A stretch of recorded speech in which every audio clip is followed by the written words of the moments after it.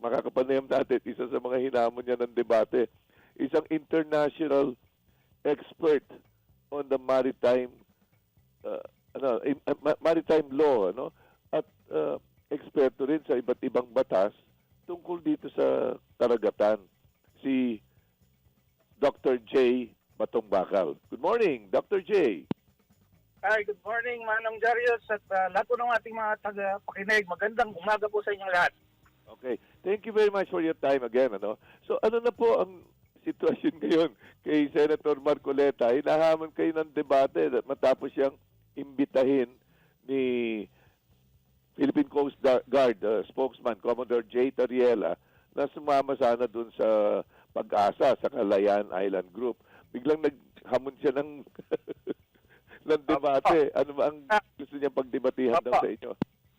Well, yung latest na nakita ko, um, sabi ni Justice Carpio, sige daw, pero sinabi rin niya dahil hindi naman klaro si Senator Marcoleta kung anong pagdidebatihan, sabi ni Justice Carpio, 2 puntos lang naman ang kailangang pagdebatihan. Kaya kinol niya. Tapos, sumagot si Senator na parang paatras ng konti, no, na parang gusto niya sabihin hindi, ibang topic dapat. Tapos ngayon umaga nakita ko sabi niya na papailan daw niya ng treason itong si Justice Carpio.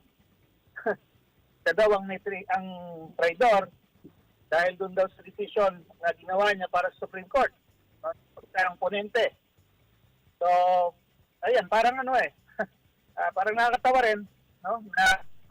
Na, isipin niya yung mga bata, di ba, mag-aaway, o ang pangit mo, tapos hindi, mas pangit ka. Parang ganun nangyayari no? So, yun po yung latest. Papailan niya ng sakdal na treason, sabi ni Marcoleta, didemanda niya ng treason si former Justice Carpio dahil sa isang ponensya na ginawa niya nung nasa Korte Suprema pa siya. At anong ponensya ito? Anong desisyon? Yung kaso po ng Magallona versus Executive Secretary, kung sa in-uphold po ng Supreme Court na ang applicable pagdating sa karagatan ay ang UNCLOS. Dahil ito po ay isang treaty na partido tayo. Bale. Hindi po nila tinanggap yung pinipilit ng mga nag-petition na Treaty of Paris daw ang basihan ng ating territorial limit. No? Ayun. Unanimous po yung Supreme Court na mali po yung mga petitioner at UNCLOS ang applicable at si Justice Carpio po ang ponente. At hindi ba alam ni Marcoleta, akala ko binibida niya parati na napakahusay niyang abogado, no? At abogado siya, no? Pero hindi ba niya alam na ang treason, hindi ka pwede maghabla ng treason if we are in a time of peace.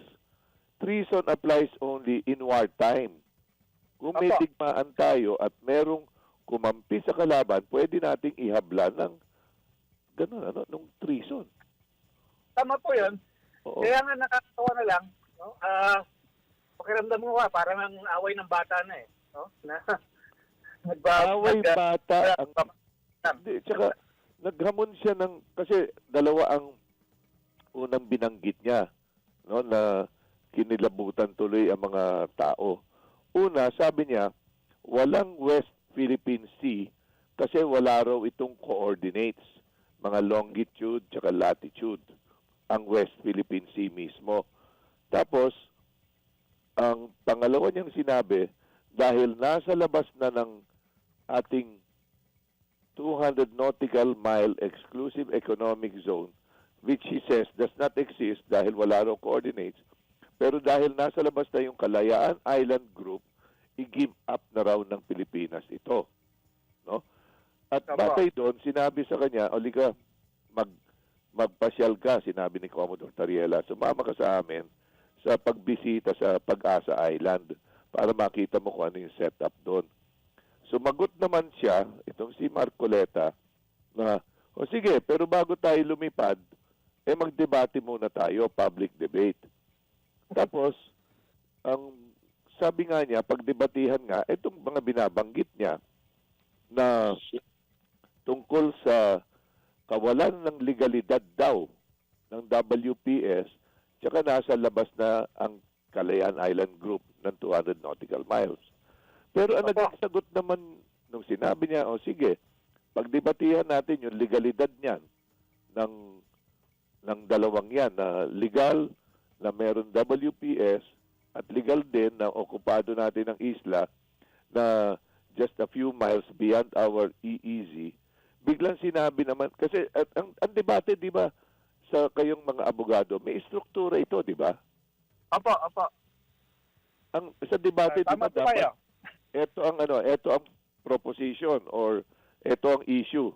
I-state the issue and then merong pro, merong anti or con, di ba? Opo. Okay. Ang sagot naman dyan ni Senator Attorney Marcoleta ay free-wheeling debate. Paano yung free-wheeling debate? Walang topic, malipat-lipat lang kung saan gusto dalhin nung isa. Opo. Tama po kayo. Oo. Kaya nga parang kahit yung basic rules ng debate, hindi Ayaw rin niya. naisip. Oo. Tapos ngayon, ayun nga, dahil siguro may kumagat sa debate, at nagsabi, okay, itong pag-uusapan natin, ayan, parang, oops, dinidistract ko, hinililihis naman, no? Oo. Ngayon ang sagot niya ikaw ang traidor, hindi ako, parang gano'n. Oo.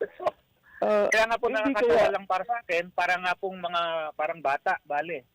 Pero ako, ang nakikita ko rito, Dr. J, ewan ko lang, correct me if I'm wrong, parang moving target siya, no? Ayaw niyang magpatira, ayaw niyang magpatama, ayaw niyang magpa-pin down. Kasi yun ang programa niya, yun ang ginagawa niya para sa China. Opo. Ang ginagawa niya ay maging propagandista ng China, kaya ayaw niya magpatali sa isang debate na siya mismo nagamon kasi gusto niya magpropaganda lang siya. At habang nagpo-propaganda siya sa China, para sa China, ay na-accomplish niya yung mission niya. Opo. Parang yung mission is manggulo lang, bale. Sa Oo. kaisipan ng ating Manggulo. taong bayan. Oo, manggulo at parang tulungan itong bagong ambassador ng China, nakarating lang nung December 6 ba ito naupo, parang tulungan siya sa kanyang wolf warrior diplomacy na Opo. style ng mga Chinese ambassadors ngayon sa iba't ibang capitals na nang aaway at nanggugulo. Opo, tama po yun. Anyway, puntahan natin itong itong mga issues na sinasabi niya based on your expertise in international maritime law, sir. Wala raw coordinates, longitude, latitude, etong West Philippine Sea. Kaya it does not exist, it is not even legal. Ano po ang point niyo, masasagot niyo ron, sir? Well, una po, hindi po kailangan ng longitude, latitude, yung mga coordinates na hinahanap niya para magkaroon tayo ng West Philippine Sea. Yes, sir. Dahil ang ating pag-aari ng West Philippine Sea o yung mga likas yaman sa West Philippine Sea ay dahil sa UNCLOS. At sa UNCLOS, ang kailangan mo lang gawin para malaman kung hanggang saan ang sayo ay magsukat ka ng 200 nautical miles mula sa baselines. So, malinaw yon. Walang sinasabi na maggawa ka ng coordinates para hanapin mo yung hangganan tapos isumiti mo sa UN o sa kung saan mang body. Walang ganon. Oo.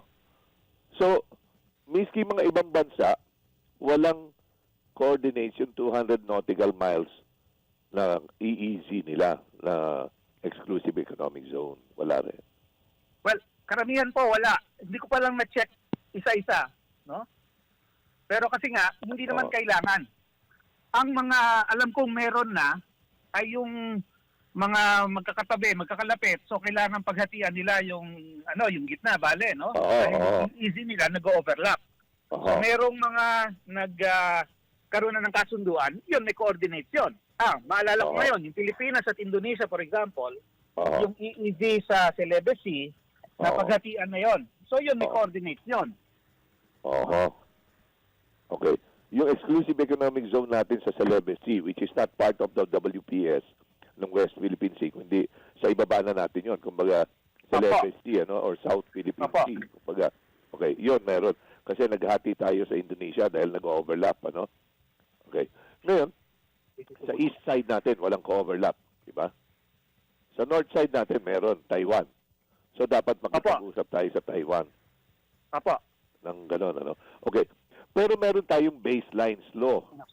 Dalawa na nga yun, eh. Nung una, 1960s, pero wala pang UNCLOS. 1982 yung UNCLOS.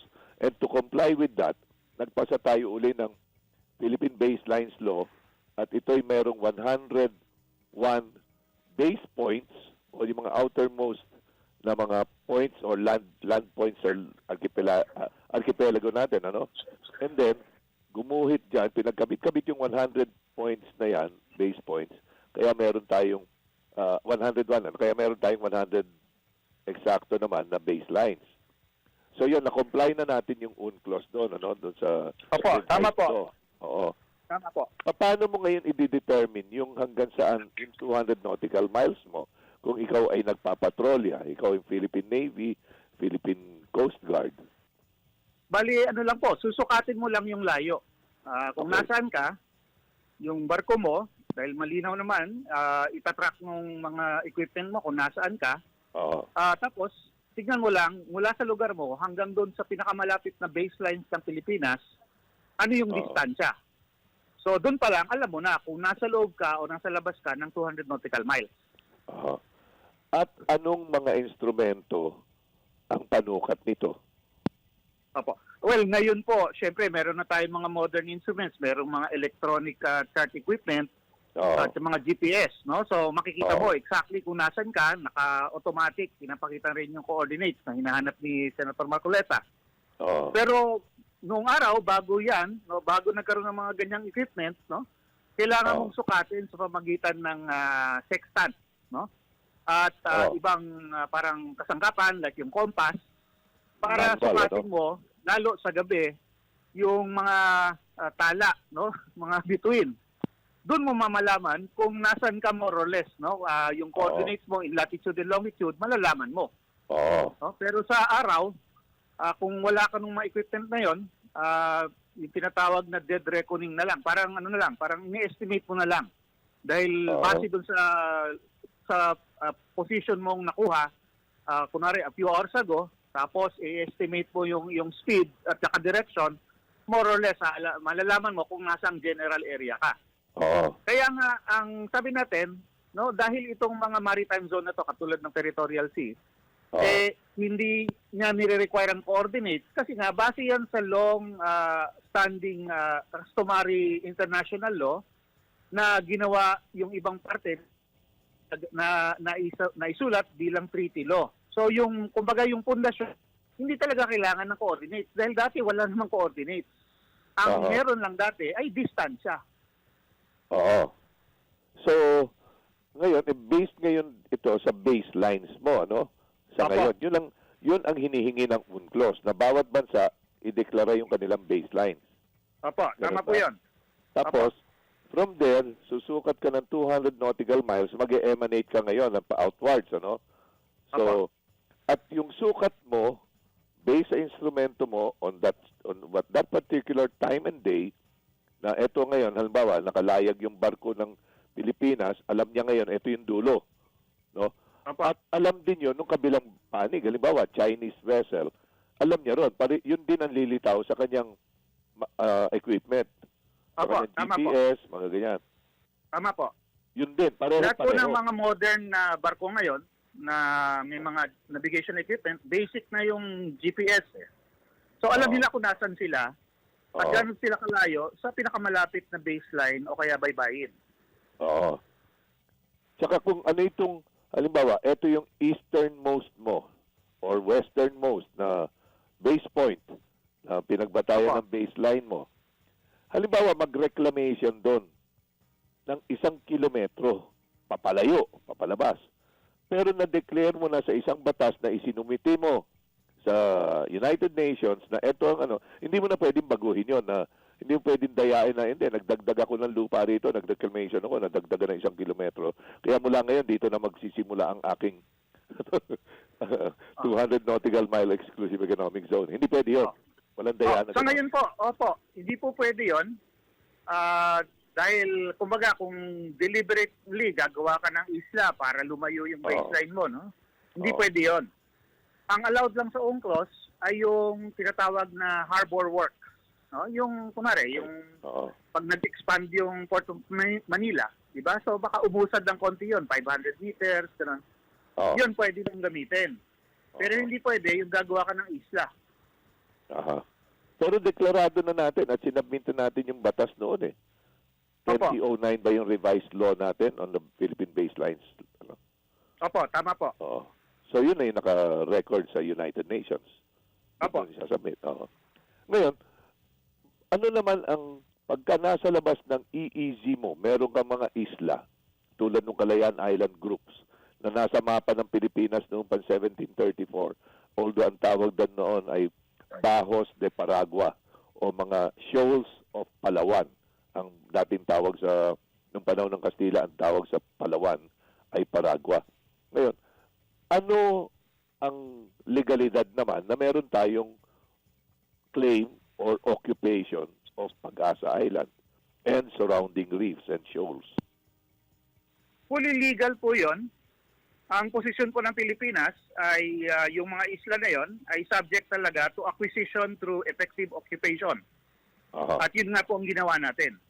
Oo. Wala pong relasyon yung distansya dyan dahil ang exercise ng sovereignty ay hindi na po at ang acquisition ng territory ay hindi po base sa distansya.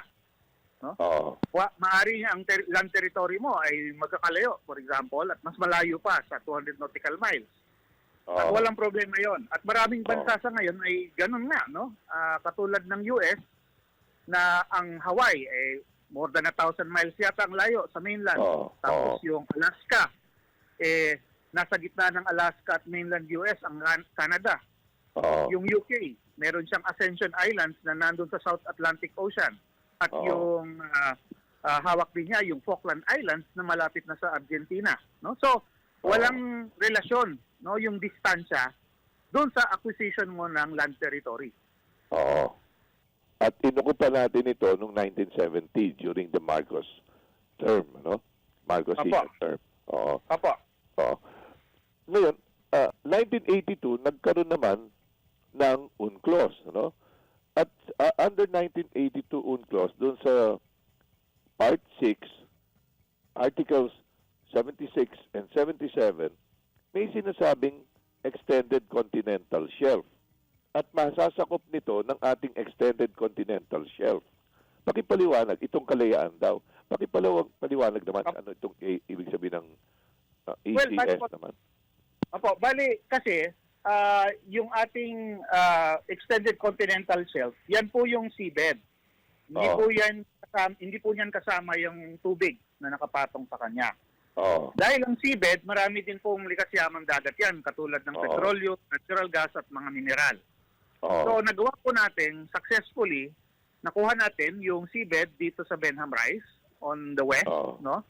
Oo. Using yung mga criteria at saka methodology para nga gawin yon.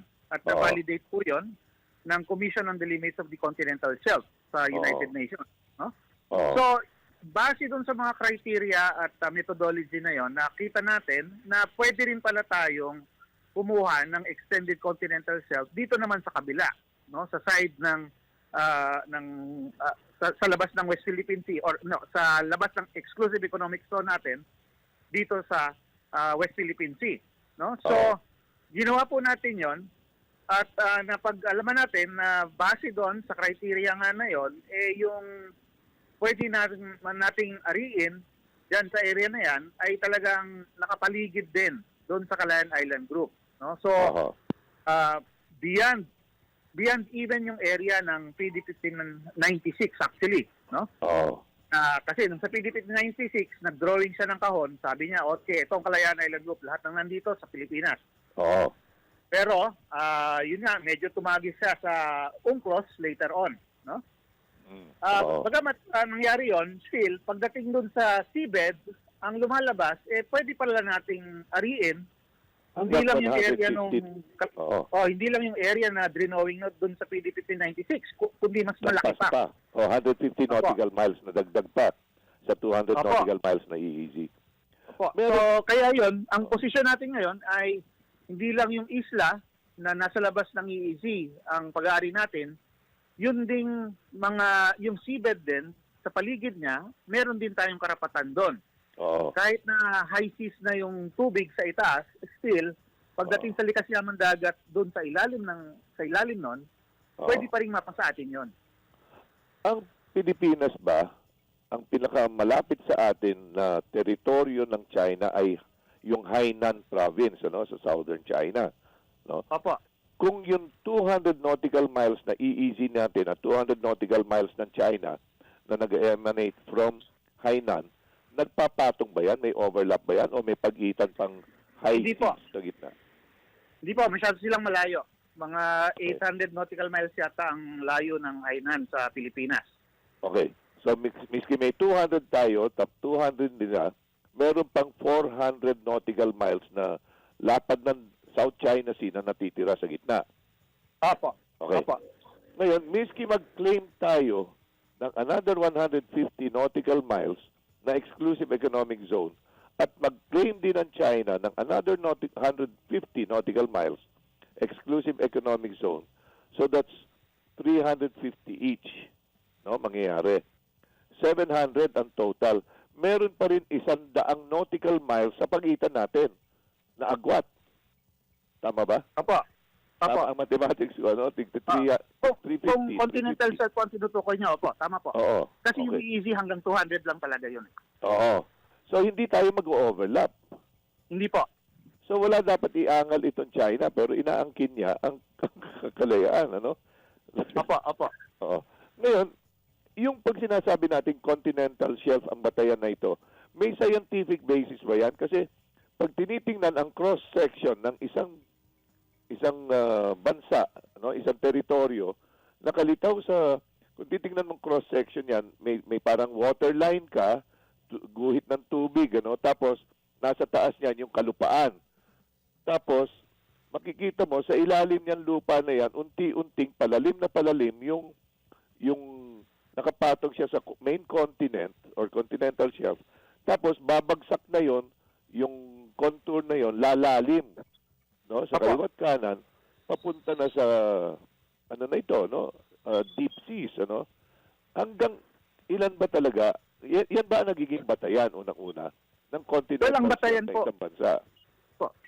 Ang batayan po, bale, depende yan either doon sa korte ng seabed o kaya Oo. doon sa kung anong klaseng bato nasa ilalim niya.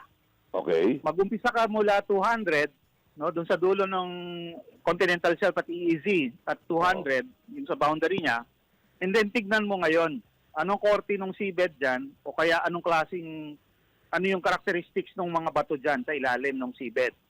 Oo. Ngayon, base doon, kaya kailangan ng surveys at ng pag-aaral, base doon, pwede mong gamitin na sabihin na yung parte na yon ay extension pa rin ng iyong continental shelf.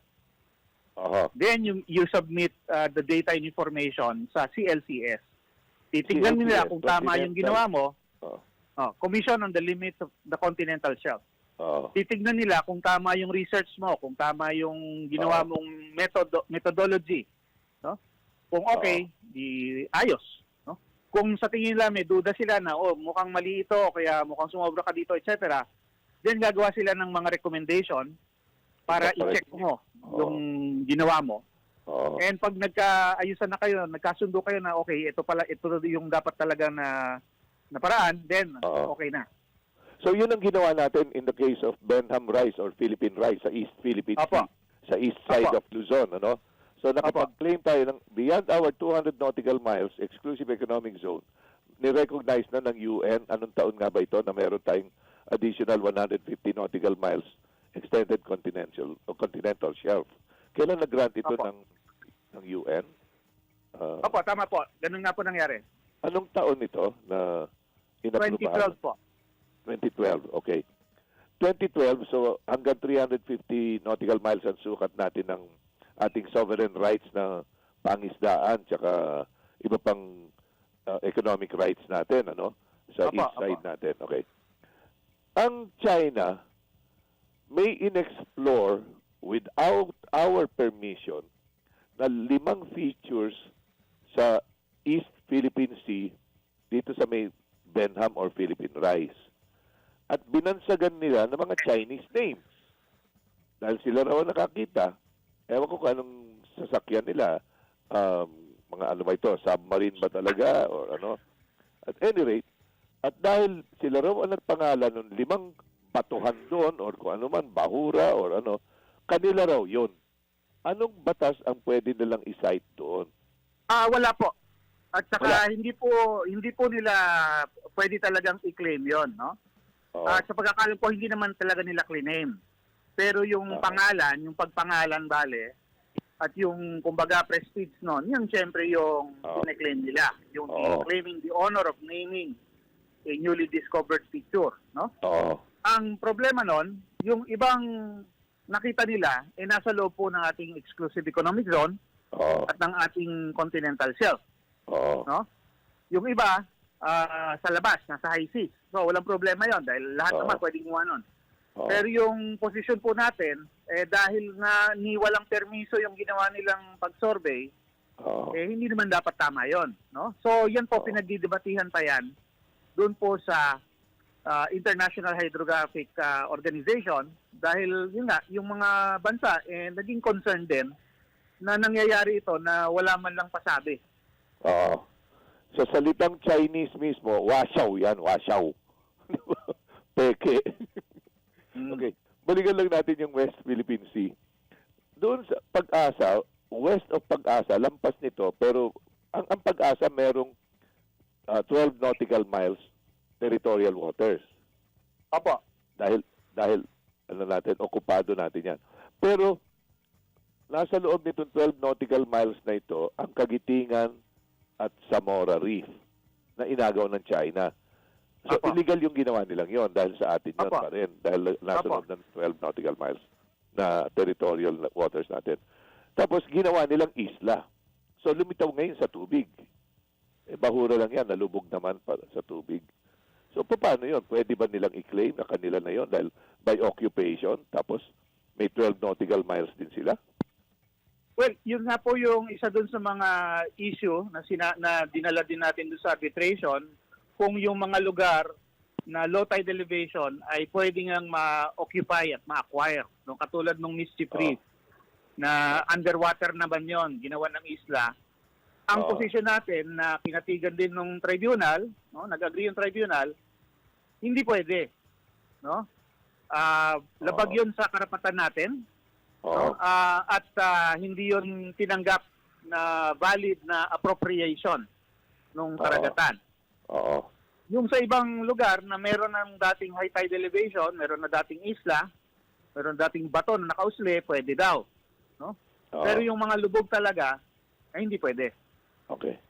At kung sakaling in the future mabawi ng Pilipinas etong Zamora at Kagitingan Reefs na ginawang airstrips ng China, mabawi natin. Hindi natin pwedeng gawan din ng territorial sea ito. At Opo. hindi. Opo. Bilang isang matinong kasapi ng UNCLOS, hindi natin Opo. gagawin yon. Okay. Thank you very much, sir, sa paglilinaw nito mga scientific and legal basis ng ating claims. Ha? Kaya mas maganda itong alam ng mga Pilipino ito.